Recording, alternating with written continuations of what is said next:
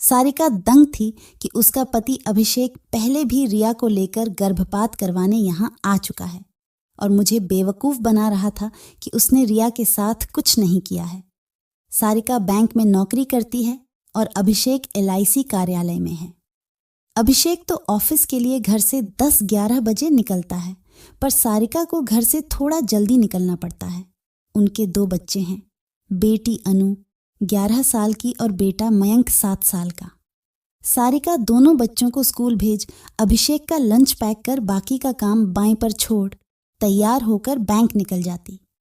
मगर उसे हमेशा यही डर सताता है कि पता नहीं उसके पीछे अभिषेक और बाई का कहीं कुछ चक्कर तो नहीं चलता है। कितनी बार सारिका ने अभिषेक को अखबार की ओट से बाई को गंदी नजरों से घूरते देखा है। अब झाड़ू पोंछा लगाते वक्त किसी के भी कपड़े अस्त व्यस्त हो ही जाते हैं। इसका यह मतलब तो नहीं है कि कोई उसे गंदी नजरों से घूरे। ऐसे में कोई भी बाई असहज हो जाएगी। सारिका ऐसे ही पति पर शक नहीं कर रही थी। कामना, मैं ऑफिस जा रही हूँ, तुम काम खत्म करके चली जाना। और हाँ, फ्रिज में कुछ खाने का सामान रखा है, उसे भी लेती जाना।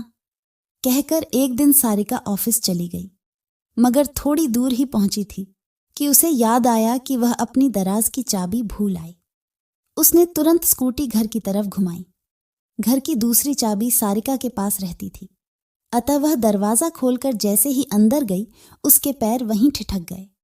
अभिषेक और कामना दोनों सारिका के बेड पर एक दूसरे से लिपटे अपनी अपनी शारीरिक सुखों का आनंद ले रहे थे।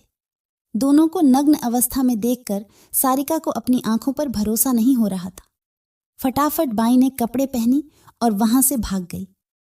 उसके जाने के बाद अभिषेक हकलाते हुए कहने लगा, सारिका, ये सब मैं अपनी मर्जी से नहीं कर रही थी, वही जबरदस्ती करने।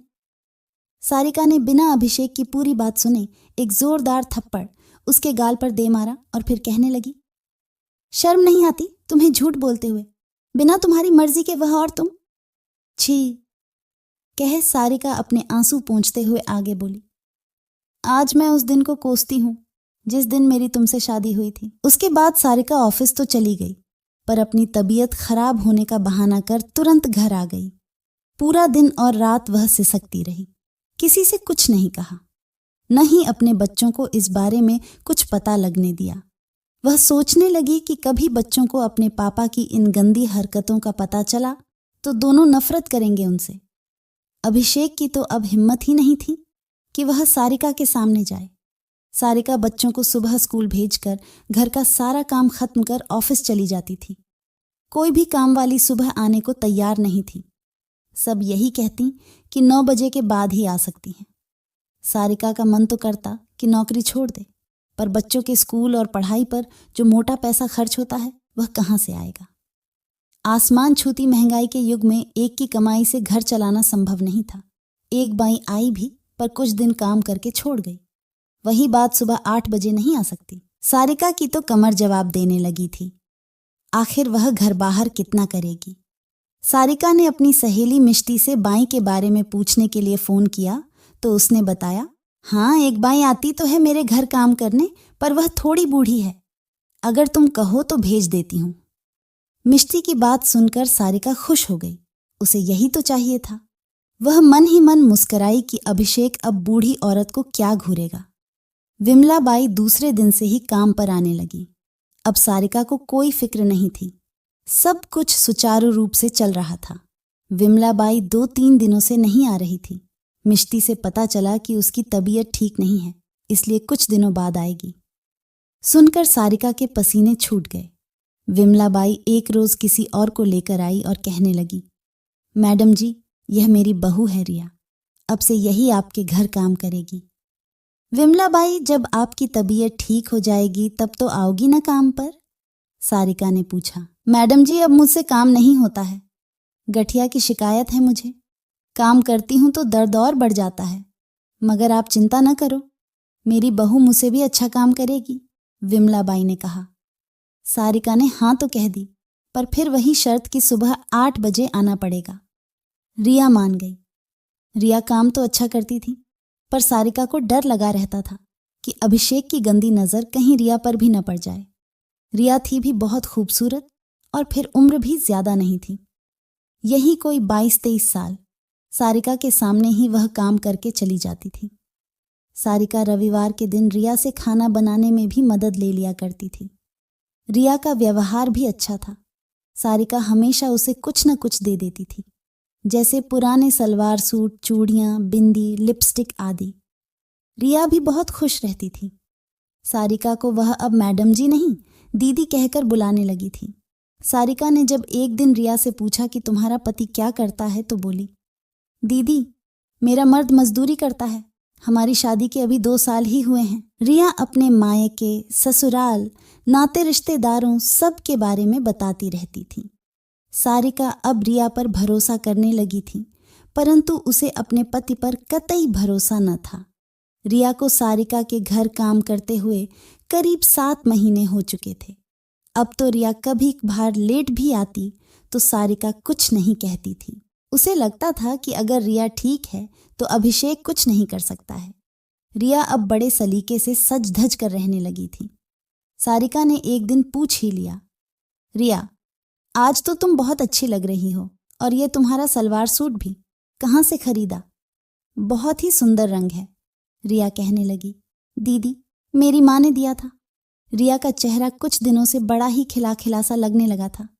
सारिका ने पूछा भी, रिया आजकल बड़ी खुश नजर आ रही है, कोई बात है क्या? तब रिया ने मुस्कुराकर कहा, नहीं दीदी। रिया कुछ महीनों से काम करने लेट से आने लगी थी। पूछने पर कहने लगी, मेरी सास बीमार है, इस कारण देर हो जाती है। सारिका कुछ नहीं कहती, उस पर घर छोड़कर ऑफिस चली जाती थी। सारिका को इस बात की हैरानी होती थी कि अभिषेक इतना कैसे सुधर गया। रिया उसे चाय देने भी जाती तो नजर उठाकर भी नहीं देखता है। सारिका को लगा कि शायद उसे उस दिन का थप्पड़ याद है और फिर मुस्कुरा उठी। रिया को काम पर न आए आज हफ्ता हो गया। सारिका को समझ नहीं आ रहा था कि क्या करे, किससे पूछे कि रिया क्यों नहीं आ रही है। फिर याद आया कि मिष्टी से पूछती हूँ। मिष्टी ने कहा कि उसके घर भी रिया कई दिनों से नहीं आ रही है। उसने यह भी कहा कि रिया का घर सारिका के घर से थोड़ी दूर पर ही है, जाकर पूछ ले। सारिका को लगा कि मिष्टी सच कह रही है, उसे जाकर देखना चाहिए कि क्यों नहीं आ रही है और वह काम पर आएगी भी या नहीं। संकरी सी गली में एक कमरे का घर, एक खटिया पर विमलाबाई लेटी थी। बाहर से ही सब दिख रहा था। विमलाबाई, सारिका की आवाज सुनते ही विमलाबाई बाहर आ गई। रिया कई दिनों से नहीं आ रही है तो देखने आ गई, तबीयत तो ठीक है ना उसकी? सारिका ने विमलाबाई से पूछा। विमलाबाई अपना सिर पीटते हुए कहने लगी, कर्मजली मर जाए तो अच्छा है। विमलाबाई ऐसा क्यों कह रही, कोई और बात हो गई क्या? सारिका ने आश्चर्य से पूछा। मैडम जी, तो और मैं क्या बोलूं, पता नहीं ये कलमुही कहाँ से अपना मुंह काला करवा कर आई है, किसका पाप अपने पेट में लिए घूम रही है। ये देखने से पहले मैं मर क्यों नहीं गई, अपने बेटे को क्या जवाब दूंगी? विमलाबाई ने बिलखते हुए कहा। आपको अपने बेटे को क्यों जवाब देना पड़ेगा? रिया के पेट में तो आपके बेटे का ही बच्चा। विमलाबाई बीच में ही बोल पड़ी, मेरा बेटा तो साल भर से गुजरात में है, वहां कमाने गया है, तो उसका बच्चा कैसे हो सकता है मैडम जी? सारिका को जोर का झटका लगा। वह रिया से मिले बिना ही घर आ गई। उसने तो रिया को एक अच्छी और सुलझी हुई औरत समझा था, पर वह तो चरित्रहीन निकली। सारिका को यह भी डर सताने लगा कि पता नहीं रिया किसके बच्चे की मां बनने वाली है, कहीं मेरे पति? फिर अपने दिमाग को झटका देती हुई अपने आप को ही समझाने लगी कि नहीं नहीं, ऐसा कैसे हो सकता है। रिया तो मेरे सामने ही रोज काम करके चली जाती थी। हाँ, कुछ दिन लेट आई थी, पर अभिषेक तो उसे देखता भी नहीं था। फिर वह तो कितने घरों में काम करती है, कोई भी हो सकता है। मगर सारिका को अंदर ही अंदर कोई अनजाना डर सताने लगा था। सारिका को यह भी समझ नहीं आ रहा था कि दूसरी बाई कहाँ से ढूंढेगी, और अगर मिल भी गई तो फिर न जाने वह कैसी होगी। ये सब सोच सोच कर ही सारिका का दिमाग चकराने लगता था। उसे अब बाई के नाम से ही डर लगने लगा था। सारिका ने ऑफिस से कुछ दिनों की छुट्टी ले ली, क्योंकि घर और बाहर दोनों जगह काम करना उसके लिए मुश्किल हो गया था। सारिका को काम करते देखकर एक दिन अभिषेक ने कहा, लगता है तुम्हारी बाई भाग गई। सारिका ने कहा, उसकी तबीयत ठीक नहीं है, इसलिए नहीं आ रही है। अरे, ये तबीयत खराब तो एक बहाना है पैसे बढ़वाने का। जानती है कि तुम औरतों का उसके बिना काम नहीं चलने वाला, इसलिए नखरे दिखाती है। एक कुटिल मुस्कान के साथ अभिषेक ने कहा। जब तुम्हें कुछ पता नहीं है तो बकबक क्यों करते हो? सारिका ने अभिषेक को झिड़कते हुए कहा। लेकिन अभिषेक को टटोलना भी था कि कहीं रिया की इस हालत का जिम्मेदार अभिषेक तो नहीं है। विमलाबाई कह रही थी कि रिया पेट से है, पर ताज्जुब की बात है कि उसका पति साल भर से उससे दूर है, फिर वह पेट से कैसे रह गई? खैर, जो भी हो, पर विमलाबाई तो रो रो कर कह रही थी कि जिसने भी उसकी बहू के साथ यह कर्म किया उसे वह छोड़ेगी नहीं। यह भी कह रही थी कि पुलिस को सच बता देगी। सारिका अभिषेक को देखकर बोल रही थी और उसका चेहरा भी पढ़ने की कोशिश कर रही थी। तो तुम मुझे क्यों सुना रही हो? हकलाते हुए अभिषेक ने कहा। और वैसे भी आज मुझे जल्दी ऑफिस के लिए निकलना है, तो नाश्ता लगा दो। अभिषेक अपने आप को ऐसा दिखाने की कोशिश कर रहा था कि ये फालतू की बातों से उसे क्या लेना देना, मगर सारिका को अभिषेक पर शक होने लगा था। सारिका सोचने लगी कि रिया ही बता सकती है कि कौन है वह इंसान जिसने उसके साथ ये सब किया। पर मैं क्यों पूछूं? कहीं उसने अभिषेक पर ही झूठा इल्जाम लगा दिया तो? सारिका मन ही मन बड़बड़ा रही थी। विमलाबाई को अचानक अपने घर आए देखकर सारिका डर गई। बोली, क्या बात है विमलाबाई? मैडम जी, मैंने अपनी बहू को बहुत मारा पीटा कि बताओ कौन है इसका जिम्मेदार, वरना तुझे तेरी माँ के घर भेज दूंगी। सारिका के दिल की धड़कनें बढ़ती जा रही थीं। बोली, तो मुझे क्यों सुना रही हो विमलाबाई? फिर एक सवालिया नजरों से वह विमलाबाई को देखने लगी। मैडम जी, मुझे माफ कीजिए, पर रिया ने आपके साहब का ही नाम बताया। विमलाबाई, पागल हो गई हो क्या जो ऐसी बातें कर रही हो? और आपकी बहू, उसे मैंने क्या समझा था और क्या निकली? किसी और का पाप मेरे पति के सिर मरने की कोशिश कर रही है। सारिका ने तैश में आते हुए कहा। मैडम जी, मैं झूठ नहीं बोल रही हूँ। रिया ने जो कहा वही बता रही हूँ, और मैं उसे डॉक्टर के पास भी लेकर गई थी गर्भपात करवाने, पर डॉक्टर ने कहा कि अब गर्भपात नहीं हो सकता है, टाइम ज्यादा हो गया है। आप ही कुछ करो मैडम जी, नहीं तो मुझे सबको आपके पति की करतूत बतानी पड़ेगी। एक तरह से विमलाबाई ने धमकी देते हुए कहा। वह भी बेचारी क्या करती, जो उसे समझ आया कहकर चली गई। विमलाबाई तो चली गई, पर सारिका को ढेरों टेंशन दे गई। अपने पति का चरित्र तो उसे पहले से पता था, बेशर्म कहीं का, सुधरने का ढोंग कर रहा था। और मेरे पीछे अपना ही सिर पकड़कर सारिका चीखने लगी कि अब क्या करूं। जब शाम को अभिषेक घर आया तो सारिका ने उसे विमलाबाई की कही सारी बातें बता दी। अभिषेक कहने लगा, झूठ बोल रही है वह औरत। एक रोज मुझसे ही पैसा मांगने लगी कि मेरी सास बीमार है, डॉक्टर को दिखाना है। मुझे दया आ गई तो दे दिए, फिर तो वह हमेशा पैसे की मांग करने लगी। तब मैंने मना कर दिया, शायद इसलिए मुझ पर गंदा इल्जाम लगा रही है, सफाई देते हुए अभिषेक ने कहा। पर उसके चेहरे से झूठ साफ झलक रहा था। विमलाबाई तो अपनी बहू का गर्भपात भी कराने गई थी, लेकिन डॉक्टर ने यह कहकर मना कर दिया कि समय ज्यादा हो गया है, जान को खतरा हो सकता है। फिर अब तो एक जांच से पता चल जाता है कि बच्चे का बाप कौन है। अपनी नजरें अभिषेक पर गड़ाते हुए सारिका ने कहा, मुझे ये सब क्यों सुना रही हो? मैंने कहा न कि मैंने कुछ भी नहीं किया। बार बार मुझे ये बातें न सुनाओ। अभिषेक ने अपनी नजरें चुराते हुए कहा। सारिका रात भर करवटें बदलती रही। देखा तो अभिषेक भी नहीं सोया था। सारिका को अपने दोनों बच्चों का भविष्य अंधकार में डूबता नजर आ रहा था। उसकी समझ में नहीं आ रहा था कि क्या करे। दोनों बच्चों को स्कूल भेजकर और अभिषेक के ऑफिस जाने के बाद सारिका ने विमलाबाई के घर का रुख किया। विमलाबाई, क्या मैं अंदर आ सकती हूँ? बाहर से ही सारिका ने आवाज देते हुए कहा। विमलाबाई सारिका को अंदर अपनी कोठरी में ले गई। सारिका ने कहा, रिया, अगर तुम सब सच सच बताओगी तो मैं तुम्हारी मदद करने को तैयार हूं। दीदी, पहले तो आप मुझे माफ कर दो। सारिका ने कहा। हाँ कर दिया, अब बोलो। आपको याद होगा जब मैं पहली बार आपके घर लेट आई थी, जैसे ही मेरा काम खत्म हो गया और मैं अपने घर जाने लगी तो साहब ने कहा कि एक कप चाय बना दो, फिर चली जाना। चाय देकर मैं जाने लगी तो वे बोले कि रिया थोड़ी देर बैठो। फिर मेरी बनाई चाय की तारीफ करने लगे। फिर कहने लगे कि तुम्हारी दीदी यानी आप इतनी अच्छी चाय नहीं बना पाती है। चाय क्या उसके बनाए खाने में भी स्वाद नहीं होता है। फिर कहने लगे कि मैं आपको कुछ न बताऊं। वे अब रोज मेरी तारीफ करने लगे। बोलते बोलते रिया चुप हो गई। रिया फिर कहने लगी, साहब ने एक रोज मुझसे कहा कि तुम्हारा पति यहां नहीं है तो तुम्हारा कभी मन नहीं करता है। उनकी नजरों और उनकी कही बातों को मैं समझ गई। फिर कहने लगे, देखो रिया, ये कोई शर्म की बात नहीं है। ये तो शरीर की जरूरत है और सभी को चाहिए ही। तुम्हारी दीदी तो मेरे साथ बैठना भी पसंद नहीं करती है। उसके बाद साहब रोज मुझे पैसे पकड़ा देते थे और कहते थे कि अपनी दीदी को कुछ न बताना। कभी भी किसी चीज या पैसे की जरूरत हो तो मुझसे मांग लेना, बिल्कुल संकोच मत करना। तुम जरा लेट ही काम करने आया करो, इसी बहाने तुम्हारे हाथों की बनी चाय पीने को मिल जाया करेगी। साहब की सारी बातें मुझे सच्ची लगने लगी थीं।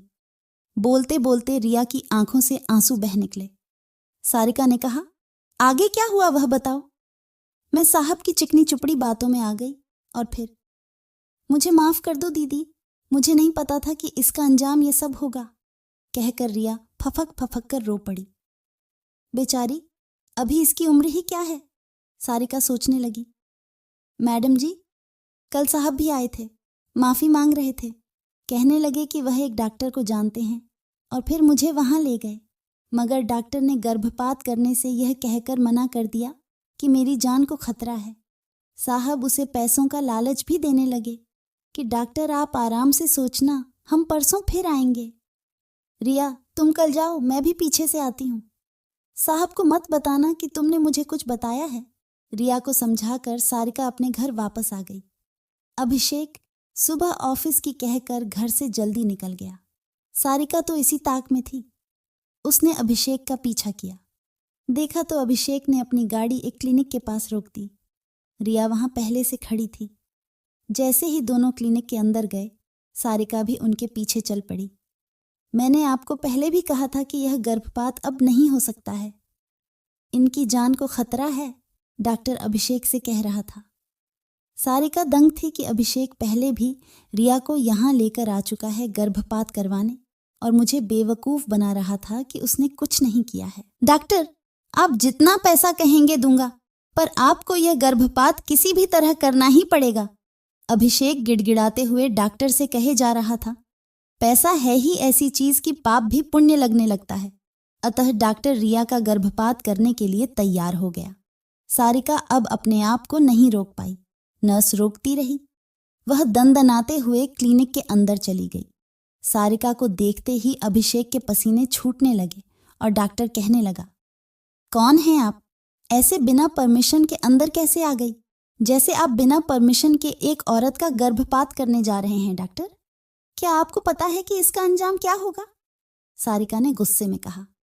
डॉक्टर तुरंत गिड़गिड़ाने लगा, मुझे माफ कर दो मैडम, मैं तो कब से इस आदमी को यही समझाने की कोशिश कर रहा हूं, पर अभिषेक भी कहने लगा, सारिका, इसमें मेरी कोई गलती नहीं है। यह चरित्रहीन औरत है। मैं तुम्हें बताने ही वाला था कि इसने मुझे कैसे। अभिषेक की बात पूरी होने से पहले ही सारिका ने एक जोरदार तमाचा अभिषेक के गाल पर जड़ दिया। चुप, एकदम चुप। अब और नहीं। छल फरेब, धोखेबाजी, सब कुछ तो तुम में भरा पड़ा है। चरित्रहीन रिया नहीं तुम हो। तुमने इसकी गरीबी का फायदा उठाया है। अब इसका अंजाम भी तुम ही भुगतोगे। सारिका, मुझे माफ कर दो, अब कभी ऐसी गलती नहीं करूंगा। अंतिम बार मेरा भरोसा कर लो, अभिषेक ने गिड़गिड़ाते हुए कहा। भरोसा और तुम्हारा? वह तो इस जन्म में नहीं होगा। अपनी गलती को सुधारने का एक ही उपाय है कि इस बच्चे को अपना नाम दे दो, वरना उम्र भर सजा भुगतने के लिए तैयार हो जाओ, सारिका ने दो टूक शब्दों में कहा। फिर वह थोड़ा रुक कर बोली, अब मैं जो कह रही हूं वह करो। तुम इस बच्चे को अपना लो, यही एक रास्ता है तुम्हारे पास। दोनों ने सहमति से तलाक लिया और अभिषेक रिया को लेकर एक कमरे के मकान में रहने लगा। सारिका को पता चला कि रिया अब ठाठ से रहती है और अभिषेक का सारा पैसा ऐंठ लेती है। ऐसे ही कई साल बीत गए। एक रोज सुबह दरवाजे पर खटखट हुई। देखा बड़ी हुई दाढ़ी, बिखरे बालों वाला एक आदमी खड़ा था। सारिका, मैं अभिषेक, तुम्हारा गुनाहगार। इससे पहले कि वह कुछ और कहता, सारिका गरज उठी। तुम्हारी हिम्मत कैसे हुई मेरे दरवाजे पर आने की? चले जाओ यहां से। न मैं और न ही मेरे बच्चे तुम्हारी सूरत देखने को तैयार हैं। अभिषेक गिड़गिड़ाया। सारिका, रिया गली के एक ड्राइवर के साथ भाग गई। वह मेरा पैसा भी ले गई। अब तुम ही मेरा आसरा हो। प्लीज मुझे माफ कर दो।